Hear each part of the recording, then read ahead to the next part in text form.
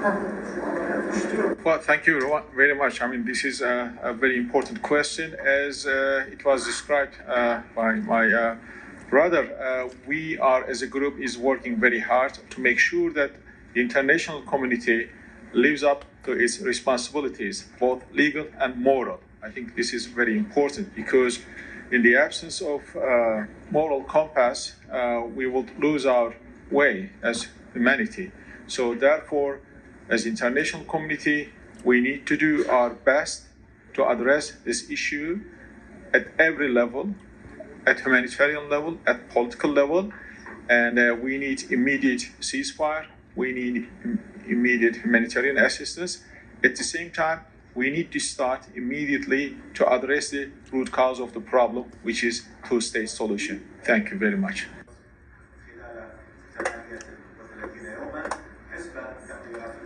We meet on the International Day of Solidarity with the Palestinian people to talk about yet another catastrophe that this noble and resilient nation endures. Almost all speakers before me addressed the gravity of the human tragedy in Gaza. Israel's brutal attacks on Gaza and its population constitute war crimes. We urge all civilized nations to disassociate themselves from those crimes. In such dire times, we need strong global institutions to enforce international law and protect moral compass of humanity. Unfortunately, the Security Council, which entrusted by the UN Charter to do so, time and again failed to fulfill its responsibility to maintain international peace and security. It was unable to call for an effective ceasefire with one voice. What is more, the Council cannot even present a remedy to undo the historical injustice that the Palestinians suffering for many decades. This paralysis will surely reverberate in coping with other global crises and further erode the Council's credibility in the eyes of humanity. It also wrecks the rule-based international system that the United Nations was established upon. Without international law, principles, and a moral compass, we are all in uncharted waters. If we do not fix this problem soon, we will all be haunted yet again by aggravated radicalism of all sorts, which will be feeding on impunity and injustice. Millions of people all around the world are rallying for solidarity with Palestine. The outrage and frustration of those masses in the face of Israel's atrocities run the risk of social upheavals in many countries.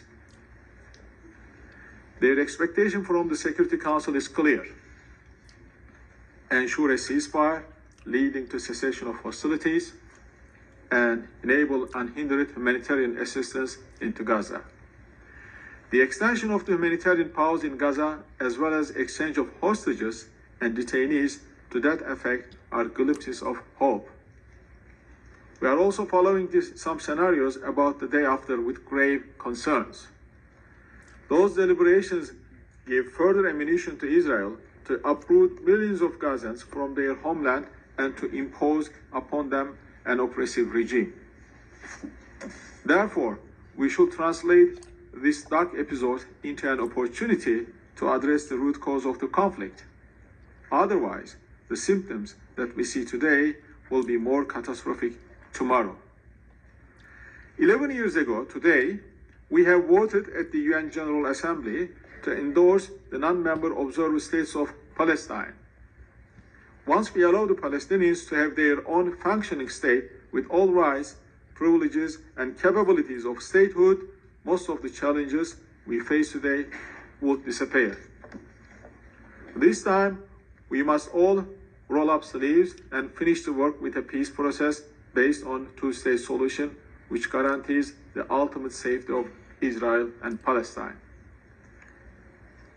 Israel and Palestine should be able to live side by side in peace and security along pre-1967 borders with East Jerusalem as the capital of the state of Palestine. We also have to make sure that such a settlement will be implemented, unlike past experiences.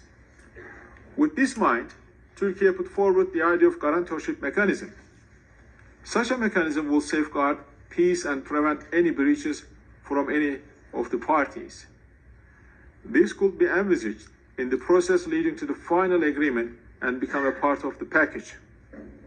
From the statements of our many partners, we understand that such a mechanism is indeed needed and supported.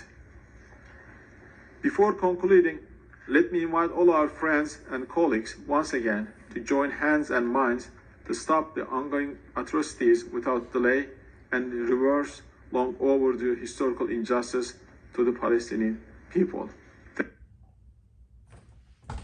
You over there? Yes, you.